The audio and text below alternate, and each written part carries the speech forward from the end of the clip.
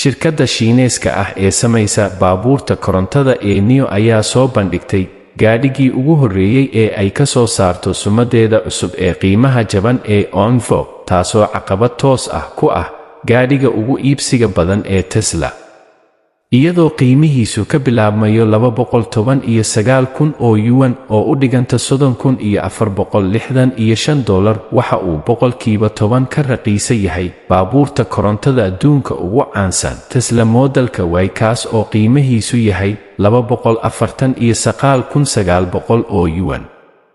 Waxa ay ku soo beegantay isla toddobaadka markii madaxweynaha Mareykanka Joe Biden uu ku dhawaaqay in uu 4 jibaari doono cashuurta laga soo dejiyo baabuurta korontada ee ka timaada Shiinaha. Tesla waxay la halgamaysay hoos u dhaca ku yimid iibka ah, iyada oo ay wajahayso tartan adag oo ka imaanaya noocyada Shiinaha. Baabuurkan ayaa waxaa magaalada Shanghai ku soo bandhigay madaxa fulinta ee shirkadda NIO William Li, oo sheegay in shirkaddu ay ujeedadeedu tahay inay la tartanto Tesla Modelka Y iyo Toyota RAV4. Iyadoo ay jirto tiknoolajiyada soo kordhaysa iyo fahamka dadku ee baabuurta korontada caqliga leh, maanta waa wakhtigii aan dib u qeexi lahayn heerarka cusub ee baabuurta Shiinaha, ayuu yidhi Marley.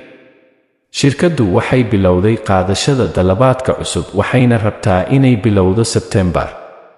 Maamulayaasha NIO ayaa sheegay inay hayaan qorshayaal ay ku soo bandhigaan model cusub oo ONVO ah sanadkii, taas oo qayb ka ah dadaalka lagu ballaarinayo suuqa baabuurta qoyska. Astaantu waxay sidoo kale ka caawin kartaa NIO inay dhisto joogitaankeeda meel ka baxsan waddankeeda. Si kastaba ha ahaatee, waxay wajahaysaa 100% canshuuro ah oo Mareykanka dul saaray. Midowga Yurub uu ka bilaabay Shiinaha baabuurta korontada.